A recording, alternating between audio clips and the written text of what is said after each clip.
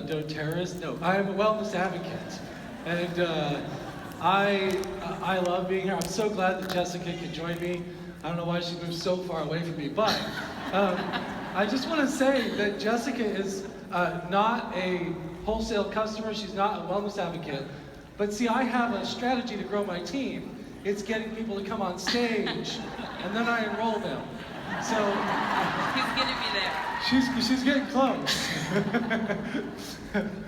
We'll fill out the paperwork afterwards. It's easy. Today, our presentation is called "You're Stronger Than You Think." That's one of the biggest messages we think is important. You're stronger than you think because of two reasons. One, because most people don't think they're strong at all, which unfortunately is true for so many people, but it's just dead wrong. Everybody has talent, and everybody can use it. Secondly, the world teaches something different. The world teaches you that there is something wrong with you, and that schools say, listen, you've got a deficit, you need to get your grades up, you need to get this test scores up. Businesses say, oh, you don't have all these leadership competencies, you're not getting promoted. And they send you to trainings they send action-oriented people to deliberative trainings, and deliberative people to action trainings, or disorganized people to organization trainings, and terrible speakers to speaker trainings. They never think to actually send someone to a training for something they actually have talent for. It's crazy. I know, you can totally clap for that. So, we want to give you 4 reasons for why we think this is different, to get you excited to focus on strengths. We're speaking today, we're going to speak again. And on the next one, we'll talk more about a roadmap of what to do with these.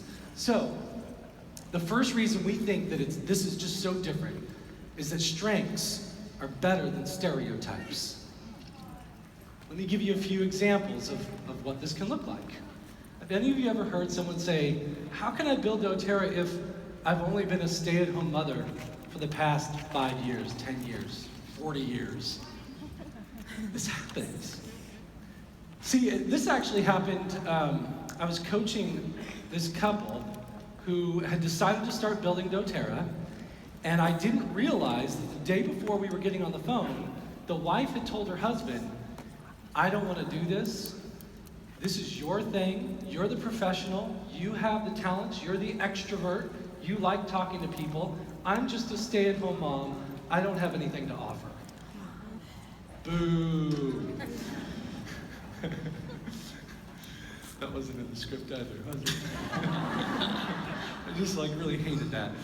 But I didn't know this, so I get on the phone, and all I do is I walk through their top 5 strengths of the husband, and then I walk through the top 5 strengths of the wife, and then I say, here's how you could use those to build your business, and by the way, you're really unique, and there are people that only you can touch, and they're waiting for you. And if you don't touch them, they're lost, both of you. And then I hung up. Well, not abruptly, but afterwards, again, I didn't know what was going on. Afterwards, the wife said, my life has changed. I'm valuable. I can do this business with you. I see that I have a role to play. And she told him, you stay home with the kids. I'm going to convention. That was awesome. So, here's the thing though. It's not that being a stay-at-home mom isn't an important thing. You can totally leverage that, and it's great. But what I'm saying is, it's not truly helpful. It's usually seen as a barrier, and it doesn't really tell you how you can get started. Because there are many stay-at-home mothers that fail, and many stay-at-home mothers that succeed. But knowing that you're an activator, that you love to take action, now that's helpful. Knowing you're deliberative, that you like to slow things down and think them through, that's interesting. If I try to give them both the same development and training, is that going to work for both of them? No. I could frustrate the activator if I'm putting them through lots of training. Don't worry, we'll get to teaching classes. We just need to do several more hours of training. It's going to kill me. But the deliberative, if I try to throw them in the class too quick before they've had a chance to really learn about it and think it through, they're going to be overwhelmed. That's much more helpful. Here's another example. How can I build doTERRA if I'm busy balancing life as a full-time worker? Maybe not worded the best. I don't know if anybody thinks of themselves as a full-time worker, but you know what I mean, having a full-time job. How many of you have heard people describe their challenge of starting doTERRA because I work full-time and I don't have time for that? Raise your hand. Yeah, that's pretty common. But guess what? That's just a stereotype that's serving as a barrier. That's not helpful. Strengths is a better place to start. All full-time workers are not the same. So we shouldn't have the strategy for everyone who's a full-time employee. Their strategy should be based on their strengths. How about this? This is a little bit near and dear to my heart. How can I build doTERRA if I'm a guy and I don't see many other guys building? Until their wife hits like diamond, and then all of a sudden all the guys are showing up. Right? We did a ratio analysis of the front tables of guys in the back there. It's very different, right? You know, they call us pro-terras and they try to make it cool. And I'm like, how do you do this?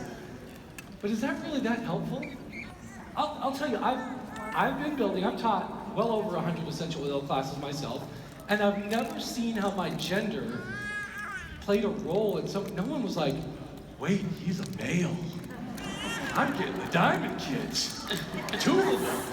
He's so masculine. Nobody thinks that about me. Nobody. And I'm a dude, they don't think that about me. But they did think, and they did see, they might not have had a name for it, but they could see my woo. They felt the warm welcome. They felt the fond farewell. They felt the fun. They felt the inappropriate jokes that I just can't stop myself from doing. I'm not supposed to say that either. Okay. Any other woos out there? Woo! We have no standards for what we share. We just share. All right. So here's the next one. Who would just love if there was a guide to how to get your husband involved in doTERRA? Right? I've had so many people ask me for it. Here's the problem. Is husband the right construct to be solving for? Are all husbands the same? They're not. We have some commonalities, some listening issues and things like that, but it's much more important to know, how can my husband's connectedness help my team feel inspired? How can my husband's activator get a new builder excited about their first class? How can my husband's positivity help me get to a tough day? Those are much more important questions. Stereotype-based questions get worse answers than strengths-based questions. And then this last one. How can I build doTERRA and help new builders get started with their business? You didn't probably think about it, but new builder is a stereotype. How many of you have ever found a builder who knew more about essential oils than you? Raise your hand. How about they had a better network than you? Raise your hand. How about they grew doTERRA faster than you did? Raise their hand. Yeah. That happens, and we need to realize the more important thing is, what does that new builder bring to the table? What resources do they have? What talents do they have? What experiences do they have that they can leverage? That's much more important. Stereotypes sometimes can get us to be a little bit worried about how we start. Strengths can get us excited about how we start. Strengths are better than stereotypes for many reasons. But let me just give you a few of these, because I know you guys like to take pictures of slides, so instead of me saying this, I thought I'd put it out there. It's going to build all the way down, so you don't have to take a picture yet, and I'll stop at the end and tell you, okay?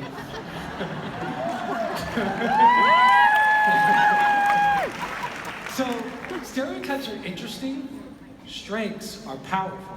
Stereotypes tell you where you came from, but strengths are where you're going. Stereotypes are descriptive of the past, while strengths are predictive of the future. And stereotypes are simplistic, often assumptive stories of who you are, while strengths are a sophisticated, scientific story of who you can become. That's it, take the picture. Go.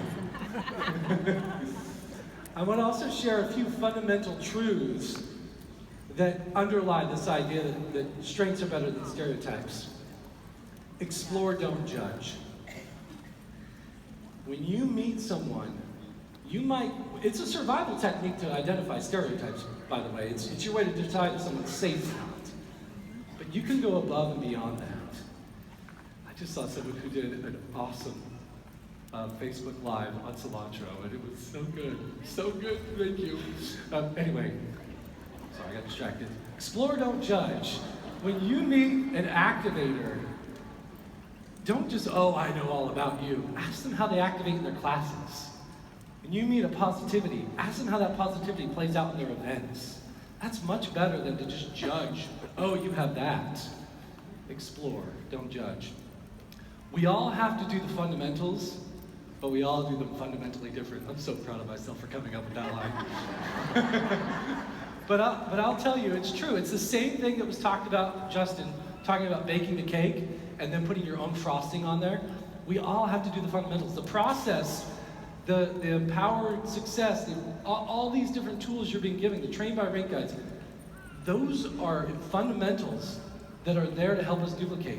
But the frosting is for you to duplicate yourself. Strengths are much more predictive of someone's success than our assigned stereotypes. Enough said. And one of the most important languages you can learn in this world is the common language of what's right with people.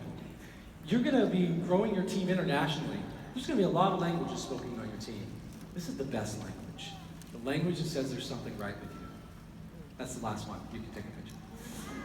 All right, so I'm going to, for the next one, I'm going to hand my clicker over to Jessica here. Thanks, Jeremy.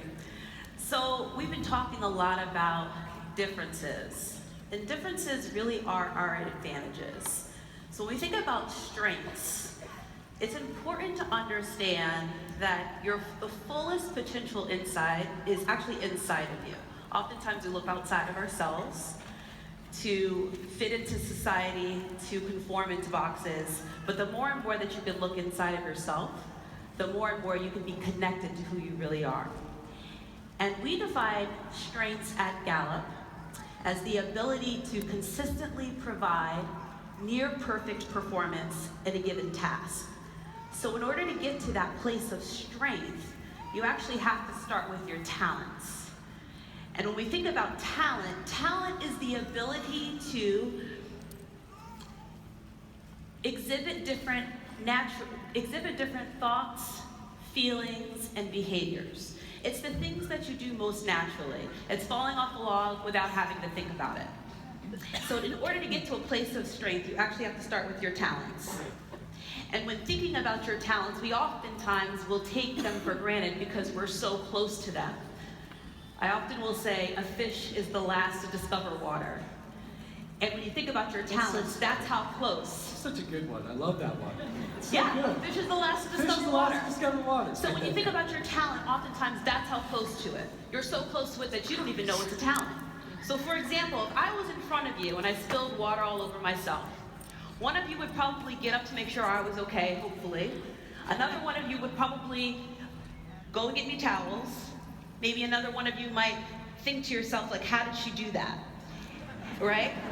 And so your reactions to things and the way that you filter information in and out is going to be consistent with your talent. So your talent provides a motivation, a yearning for you to do and exhibit different behaviors. So different really is better. And so that's the second point of our presentation. So celebrate your differences. We're going to do an activity.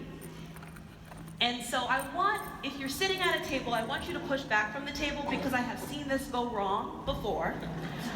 So the name of this activity is called Stand Up If You Always, and those are also the directions, okay? So within this activity, I'm going to call out a series of statements, and some of you have seen this activity before, but know that it has been DōTERRAized. Did I get it right? Yeah. Okay, it's been DōTERRAized. And so that's you one just step closer to enrollment right there. You're saying that.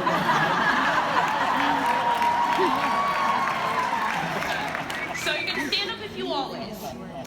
And I want you to think about, as you're standing, what the motivation is behind the behavior. So this first one is... Make sure you guys are pushed back and you don't hurt yourself. Yes, please push back. Stand up if you always talk to people about doTERRA in elevators, airplanes, stores, and wherever you go. All right. Now stay standing with me here. So I want you to think about what your motivation for doing this is. For some of you, it could just be, you know what, I'm really curious about someone's story. If you've done this before, doTERRA, maybe it's, I don't like the silence in an elevator, right? But whatever that motivation is, know that there is a talent that's driving you to that behavior. So go ahead and sit down for me. So next here, stand up if you always, make a checklist of doTERRA to-dos each day. Now, I want you to, excellent. Now I want you to continue standing. Continue standing. If maybe you do something that wasn't on your list, but you write it on your list that you can cross it off.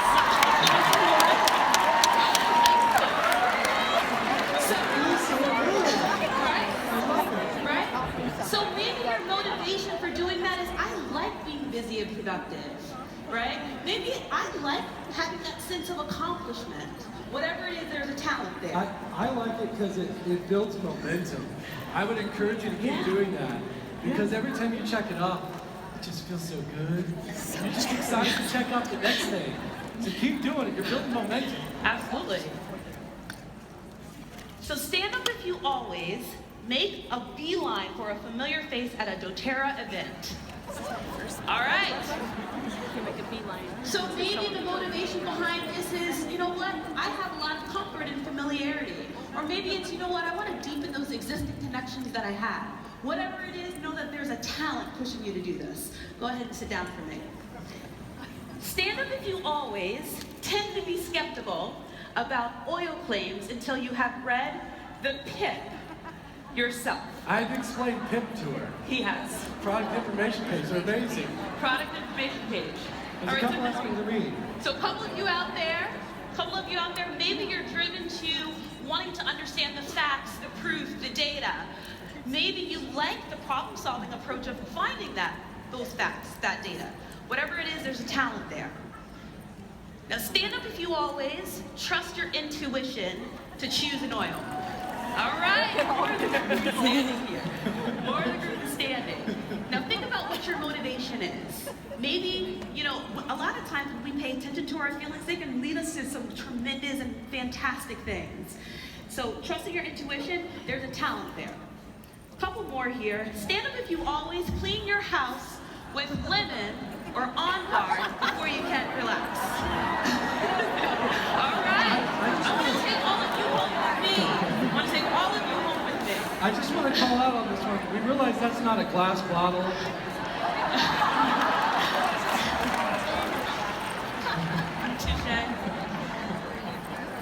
And this is the last one. Stand up if you always have a color-coded or otherwise organized closet.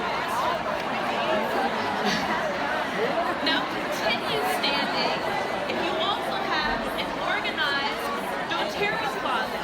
So maybe color-coded, maybe it's alphabetized, right? And for you, maybe there's freedom in order and in structure, and that is a talent. That is a talent. So we often will take the talents that we have for granted. And I want you to pay attention to the feeling that you have when exhibiting these behaviors. Because typically, these are going to be the behaviors that you do with the most ease, excellence, and enjoyment. And I don't know about you, but there's a lot going on in our lives, right? So if you can lean on the things that you do with the most ease, excellence, and enjoyment, you're tapping into your talent, and you're also tapping into what makes you different, because that's where your potential lies. Oh, that's good. I want to give one more example of how you can, I'm going to press the right buttons, of why different is better. I want you to imagine and think about your favorite essential oil or oil blend. Think about how it changes your life and how it comforts you and how it really just energizes your whatever it's doing for you. Maybe if it's the sleep oil, it's not energizing you, but you know what I mean. Now I want you to imagine that every single person in this room has the same favorite oil. No.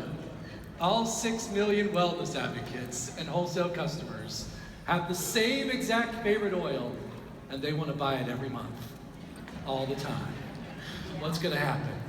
Well, there's going to be some long lines. Maybe all of a sudden we might have some stock outs, product shortages if everybody wants to order that same oil.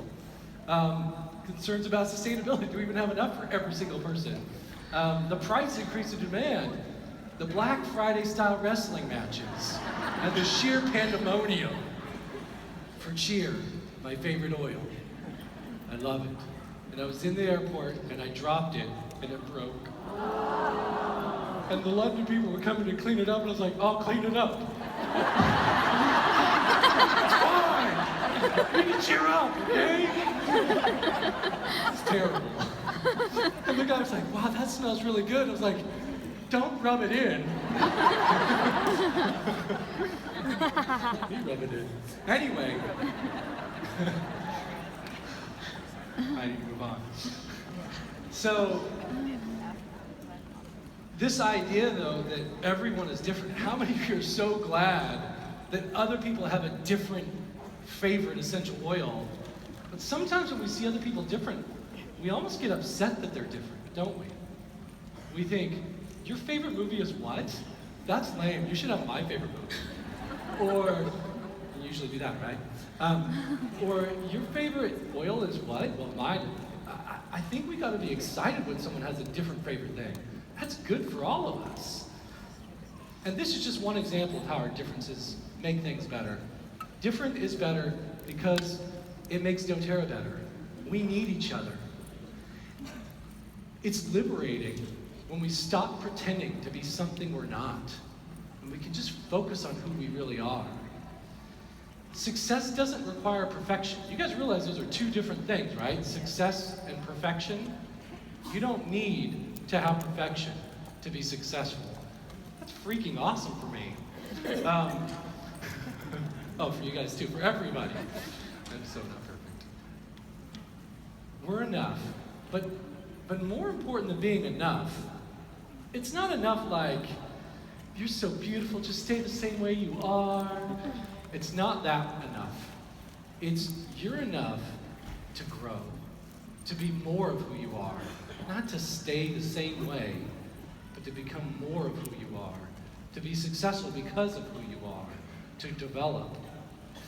And then, lastly, we need to stop worrying about being so well-rounded, and we need to move to becoming well-developed. So, good one, huh? Yeah. All right, so, this is your slide. Mine down. Take this. All right. So we've been talking a lot about strengths. We've been talking about talent, right? And what's important to remember when you're talking about talent, I mean, it is a fantastic thing to talk about talent. I've seen people get so wrapped up in the talent that, and it only stays at just talking about your talent. But in order to get to that place of strengths, right, you've got to make sure that you turn the corner and talk about performance. And when we think about strengths, it really is synonymous with performance excellence. And in order to get there, you have to start with your talent. And there's almost this journey that happens. And when, again, you do the things with the most, that you do with the most ease, excellence, and enjoyment, your performance will benefit greatly.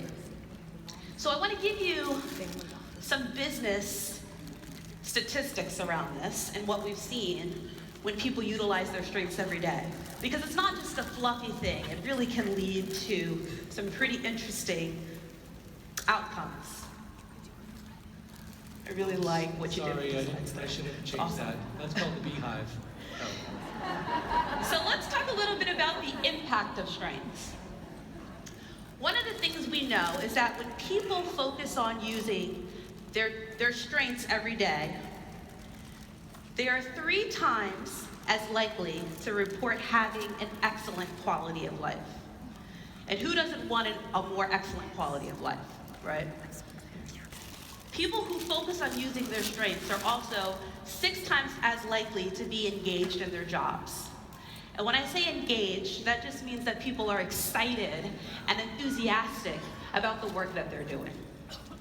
Now, these statistics probably make a lot of sense because you're doing the things that you do with the most ease, excellence, and enjoyment.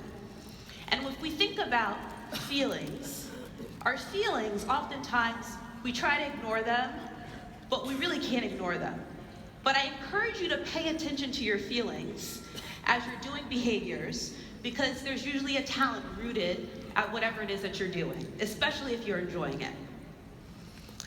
And when you listen to your feelings, what we found is that people who focus on using their strengths, so again, those good feelings, you actually see those over time. So this study was done in which we were able to look at people who focus on their strengths up to 10 hours per day. So there's no surprise here from an emotional perspective that people showed an increase in terms of their happiness, an increase in terms of their energy or how energetic they were, an increase in the amount of times that they smiled or laughed. Now on the other side of those negative emotions, so these are when you're not using your strengths. So maybe you're focusing on being something that you're not. People showed more stress, more worry, or less stress, less worry, and less pain. It went down. So, Jessica, one thing. So Jessica and I had an argument about this slide. I didn't realize I was having an argument for the first second. And we were saying, what's the most important thing about this slide?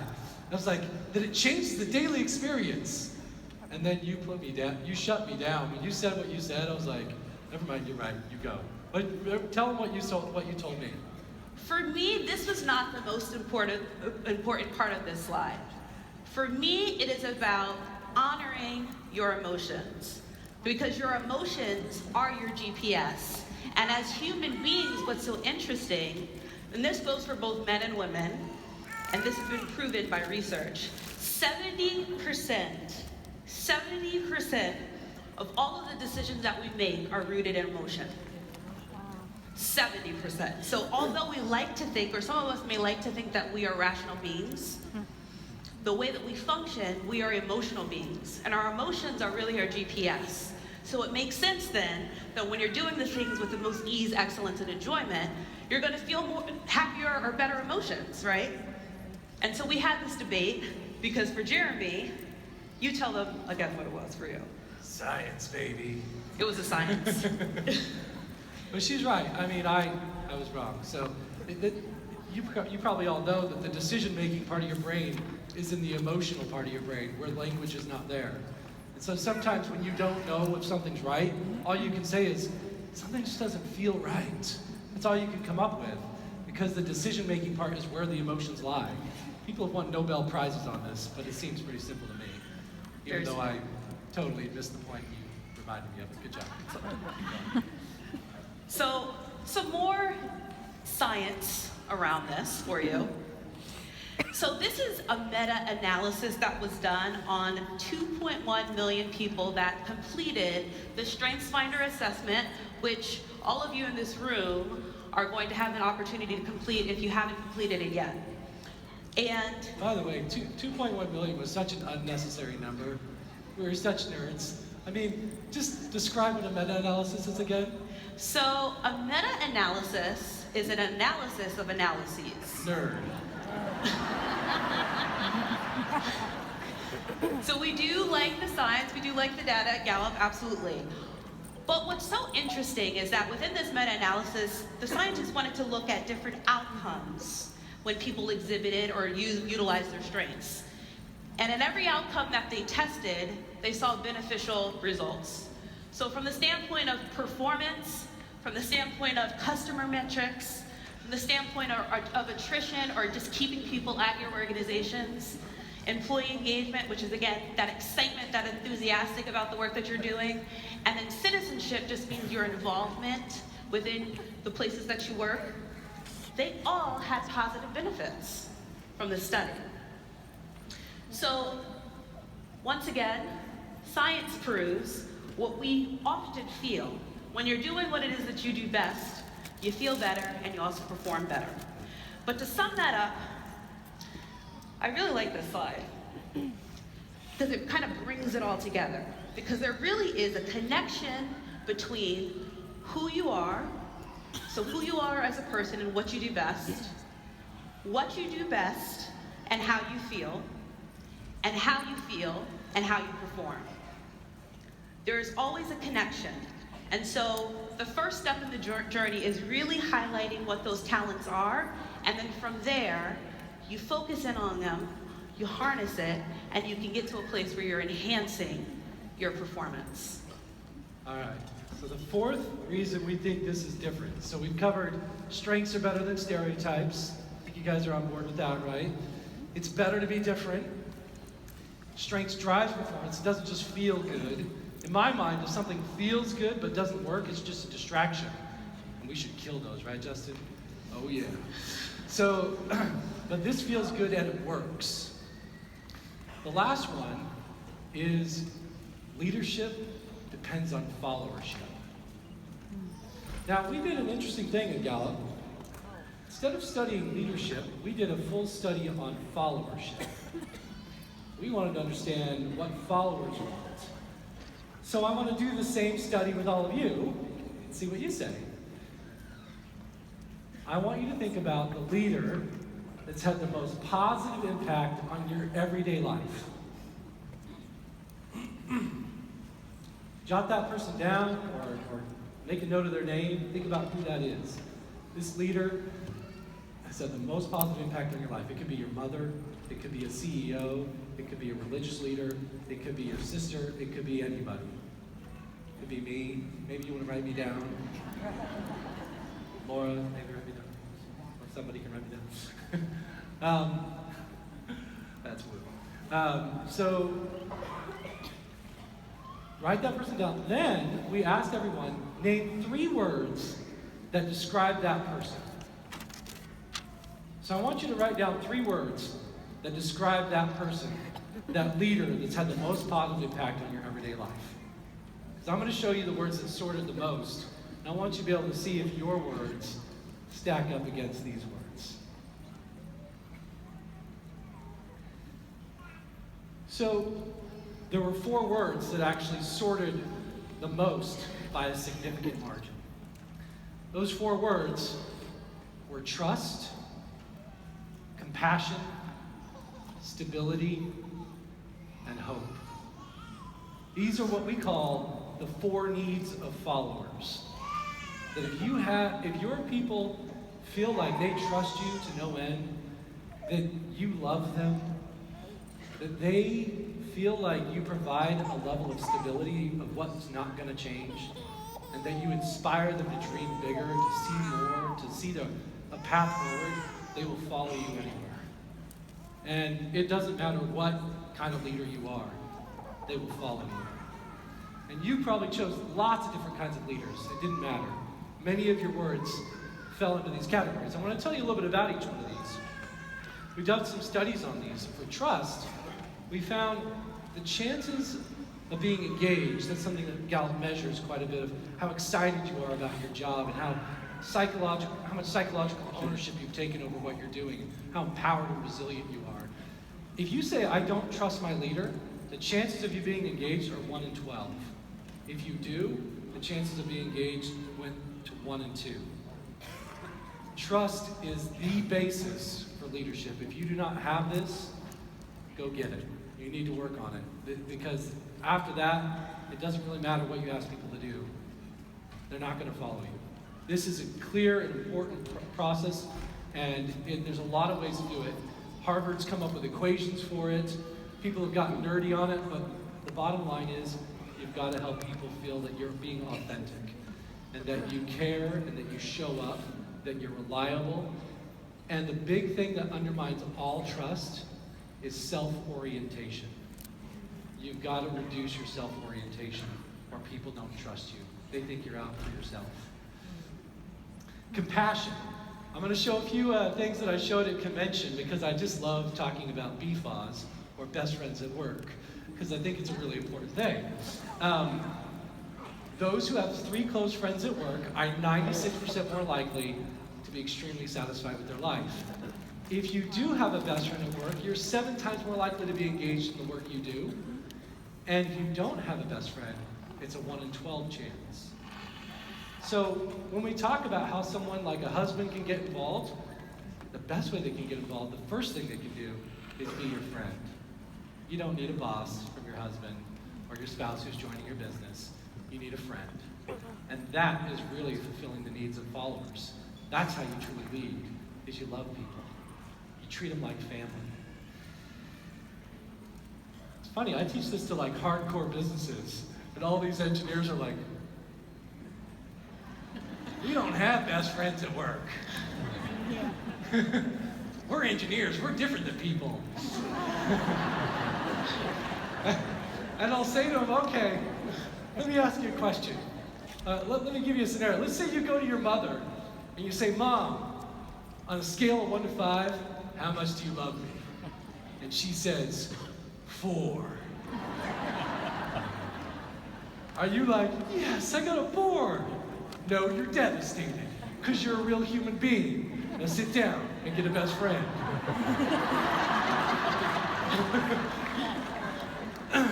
Come on, engineers.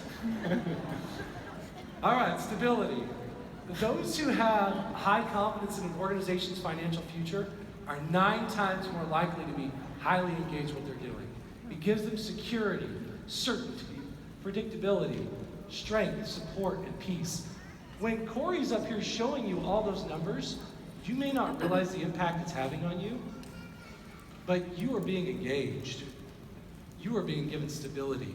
In a world that's changing all the time, you need to know what's not going to change. This company's going to be here. This mission is going to go forward. This cause is going to continue. And you are going to love your people, no matter what changes, no matter what FDA thing comes, no matter what court cases come. You're going to love them, and that will never change. And that's the kind of stability you need.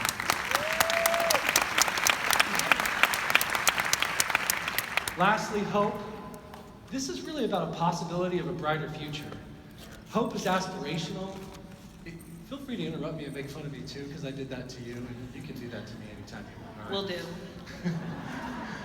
Her silence is making fun of me. I know what you're thinking. Hope also gives people a reason to commit. It rests on a foundation of trust and stability, and it's derived from proactive versus reactive leadership. The problem is only 15% of people in the United States have a great deal of hope. You heard it mentioned earlier, this is one of the least common things in the world today. It's hope. But if you do have hope, the hopeful, 70% of them are engaged, but only 5% of the hopeless are engaged in what they do. And therefore, they're 3 times more likely to be looking for a new job. They're looking. That's good news for us in DōTERRA. They're looking. We've got some. I can sell you some hope. You want that? This is something that we can provide people. We can provide a cause, a mission, a purpose, and something that they can hope for. We can talk about strengths to a stay-at-home wife, and she can go from one day thinking, I've got nothing to offer, to the next day telling her husband to stay home, because I got this. We can give people hope, and it's powerful, and it creates followership. It creates people who want to follow you wherever you want to go. So as you think about how you fulfill those needs of your followers, are you all going to do it the same exact way? Are you going to build trust the same exact way? You're not, right? You're going to do it in your own way. So we want you to discover your style of leadership and how you will fulfill the needs of followers. And we've taken the 34 different talents that you can get out of the strengths assessment, the Strengths Finder, sometimes called Clifton Strengths Finder, Clifton Strengths. We've got lots of names for it. but it's something where you can see what your style of leadership is. Is it executing, influencing, relationship building, or strategic thinking? Let me walk through each one of those and describe why each one matters. Before you go on, Jeremy, can you go back to the last slide? You had to wait till I first. I want to make it absolutely clear that getting things done, influencing others, building relationships, and strategically thinking is something that each and every one of us in this room can get to, irregardless of your talents. And people can be sensitive about not being in different domains. Know that any outcome that you want to get to in these domains, you can get to. All right? You just get there in a different way. Keep it coming. Come on. All right. So, executing. Executing leaders know how to make things happen, and they're hard workers. They get in, and they're in the trenches with their team often. They roll up their sleeves. Maybe like Dr. Hill, maybe he has achiever, rolling up his sleeves. But these are talents like achiever, and arranger, restorative, and deliberative. These are talents about how to get things done. Now, they get things done in very different ways. Achiever is that person who loves to just complete things again and again and again. I have to finish songs before I can get out of a car. I mean, it's that bad. My wife's responsibility is like, we gotta get there on time. But the song, it's Footloose. It's a classic. She just gets out and walks off. Anyway, the next one is influencing. Influencing leaders, they know how to take charge. They know how to take control of the situation. They know how to get other people to get things done. Influencing leaders are all about making sure the team's heard, speaking up. Things like activator, where they just like, let's just go. Let's just jump in and figure it out. We don't need to read the instructions. I'm sure it makes sense. Or communication, we're like, let me just tell you a story. I'll figure it out as I start telling you. Or significance, which says, I'm not sure that's a big enough contribution. I need to do big, audacious things with my life, not small little things. By the way, the person who developed the Clifton Strengths Assessment, his name was Don Clifton. His #1 talent was significance. And I think he made a massive contribution to the world in helping us understand what's right with each one of us.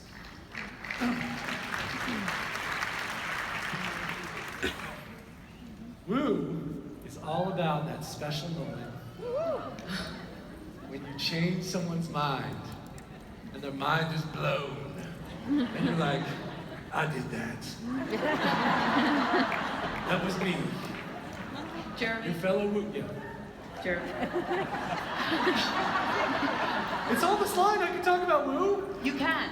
You're doing an excellent job at giving some behaviors for the talents. Oh. What I want us to be really clear on is that the collection of thoughts, feelings, and behaviors within a specific talent is very nuanced and infinite. So know that as Jeremy is giving you examples of behaviors, your talent may not show up like that at all, right? So it's infinite, doing a good job, but I just want us all to be on the same page, okay? That the way that your talent shows up is grand. So it's not condensed to 1 or 2 behaviors, but an infinite number of behaviors. Sorry, go ahead, continue.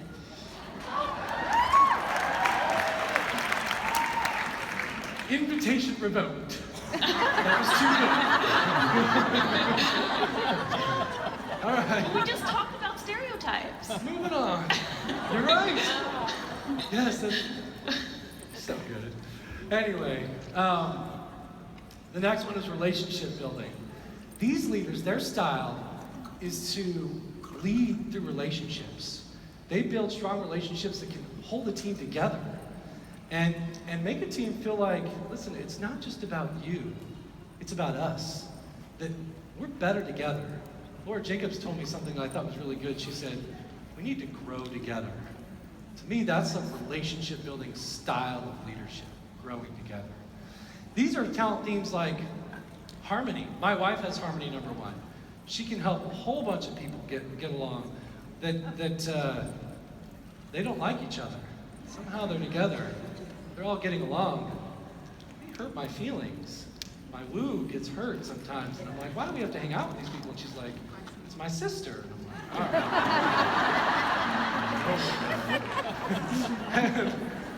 all right. Sisters. But this is, or another one is relator, where they love to build deep, ongoing relationships. By the way, you can have woo and relator in your top 5. You can have any of these together in your top 5. There's no true opposites. Woo is about influencing people. Relator is about building deep relationships. Includer of including that person. Have you ever felt that feeling of someone not being included and you're just getting overwhelmed and you're feeling like, oh no, they're not being included? You've been misinterpreting that feeling. Let me tell you what you should be thinking. Excitement, because there's about this huge potential that's about to be unleashed when you walk over to that person and you include them. And now you're energized. You're ready to run. You've been misinterpreting that feeling. Many feelings. Many of these feelings are actually moments of potential that are there to help you run. And you just have to act on it, and all of a sudden you'll unleash energy. The other one that I really want to point out is empathy. One of my upline, Natalie Goddard, has empathy in her top 5. And she texted me something one time, and I read it, and I was like, that is a different language. I have no idea what you're talking about. She did a training, and I had my pencil out ready to write. Someone asked her like a really tough question. She said, my advice is to love people. And I started writing, I was like, what? Empathy is in my bottom 5. And when I came home from my first day at Gallup, and I told my wife, I was all upset. And I was like, they've got empathy in my bottom 5. This is ridiculous. I care about people. And she said, calm down. I have something to tell you. They're right. They're right. Yeah, remember that time when I was giving birth and they hooked that machine up and they showed the contractions were coming and you got excited about the contractions? Remember what I told you? You told me not to be excited about your pain. She's saying, yeah, and then you cared about me afterwards. You just didn't see it, you big dummy. Jeremy, is that why you asked me why people were sweating out of their eyes? Oh. The tear thing. The tears, that's right. Yeah. All right, the last one, strategic thinking style of leadership. These kinds of leaders help teams consider what could be. They absorb and analyze the information and the unstructured data of life that can inform better decisions. Things like analytical to say, prove it, let's figure this out, and then we know it's the right thing. Or intellectual that says, let me think this thing through and then I'll come back to you and I'll have it all figured out. Or strategic, which says, I can see lots of different ways to do this, but that's the best option. Ideation. My ideation overwhelms my wife so much. She's like, stop giving me all the ideas. We just need to execute. And so these are leadership styles that say, let's think this through. Let's be thoughtful about this. So, once you've taken the Clifton Strengths Assessment, Strengths Finder, take a look at your top 5, take a picture of this slide, and see what your style of leadership might be. It might be that you have all 5 in one area, or you might have 2 in executing, 2 in strategic thinking, and 1 in influencing. But you'll be dominant in certain styles of leadership. And start to think about how you use your style of leadership to build trust, to show compassion, to provide stability, to inspire with hope. And think about that. Again, as Jessica talked about, it's not about what you don't have. It's about what you do have. Don't worry if you don't have talents in one area or another. Just worry about who you are. You are successful because of who you are and not because of who you're not. And you can become a whole lot more of who you are. So, Can we stay on that slide for, I just wanted to add in one thing on this slide. Yeah. These are 34 pathways to excellence, rooted in 5 decades of research of studying what makes people successful. There is no good or bad strength. Whatever the talent that you get, if it's a word that you don't feel good about having, know that Gallup has its own way of defining these words, and you almost have to throw out the Webster's definition of the word out of the window and redefine it for yourself. So whatever you get should be celebrated. Yeah.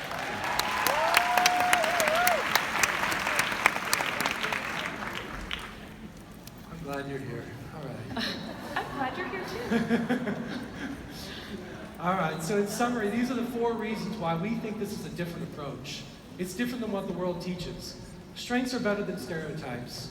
So start with your strengths. Different really is better. So appreciate differences on your team. Strengths drive performance. So make sure you do what you do best every day, as many hours of the day as you can do it. And leadership depends on followership. So connect your leadership style, whatever it might be, to your team's needs. Now, I'm going to hand this over to Jessica. She's going to give you a few tips for taking the Clifton Strengths Assessment if you haven't taken it already. Absolutely. So, again, I want to repeat that there are no good or bad strengths. And I talk with a lot of people about their talents, and there oftentimes are talents that are coveted. So whatever talent you get, you want to be able to celebrate that. There's no good or bad strengths. Strengths are neutral. People can utilize their talents for good or for bad. But strengths in and of themselves are neutral. Also, there are no wrong or right answers for this assessment. So within the assessment, there's 177 items that you're going to answer. And when you take the assessment, it's going to be interesting because you're going to have, the questions aren't like, do you like apples or do you like oranges? The questions are more like, do you like apples or do you like Disney World? And you're going to have to self-diagnose, right? That was clever. We're in Florida. That's how it is. Sorry. Yeah. So, but there are no right or wrong answers. We're just looking for your top of mind response. And you are only going to have 20 seconds to answer each one of the items. Now, I also want you to relax and be honest in your answers as well. Be who you most naturally are. You want to give yourself 30 minutes to take this assessment. You want those 30 minutes to be free from distractions, all right? So get good and quiet, get yourself away from everything, and just dedicate 30 minutes to this. You also want to make sure that you're reading your strengths report as well. And if you have any technical problems, we have a line here that you can actually call to get some assistance. It is open on Fridays, but this conference is over on Friday, so Friday don't matter. Yes. So if you guys want to take a picture of the slide, you absolutely can. But the technical support number, those folks are really great. They can help you with any problems you may have as you're taking the assessment. And as we start to wrap up here, I want to leave you all with just a framework to think about talents. And so there's 2 stars up here, and I want you all to think about the points of the stars as your talents, those things you do most naturally. And I want you to think about the indentations on the stars as those things that maybe you're not as good at, maybe you don't have as much talent in. Now, in our society, there is a deficiency fixing mentality. It's changing more and more every day as the craving and the need for development is very rich.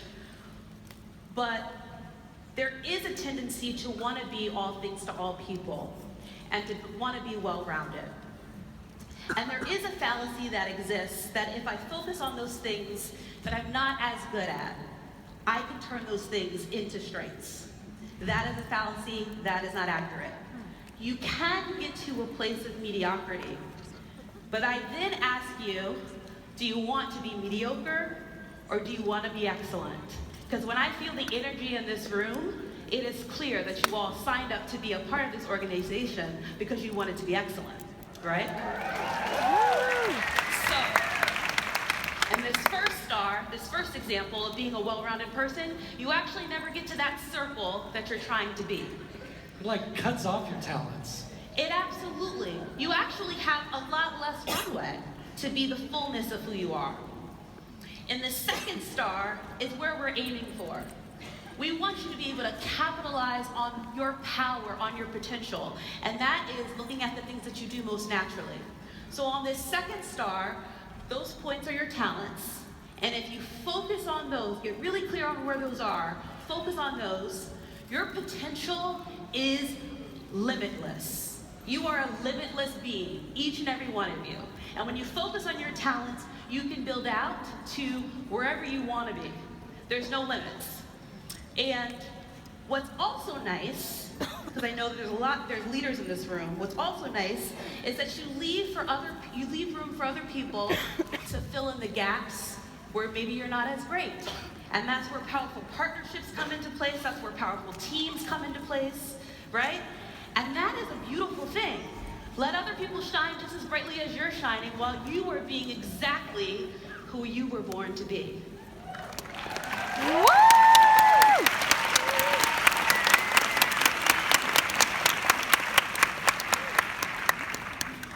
Do you have anything else to add? Want me to end it? I can do it. I can do it. Okay. All right. I just want to remind you of something I shared at convention.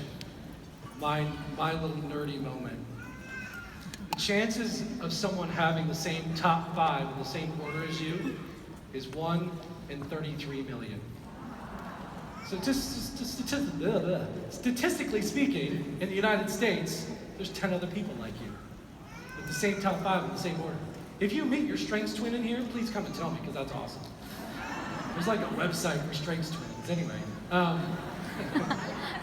But the chances of having all 34 in order are 1 in 256 undecillion. That's a real number. It has 26 zeros. I calculated it myself to make sure it was right. Scientists have estimated that only about 106 billion people have ever lived on Earth. Which means, again, statistically speaking, that no one ever has been, no one is now, and no one ever will be like you.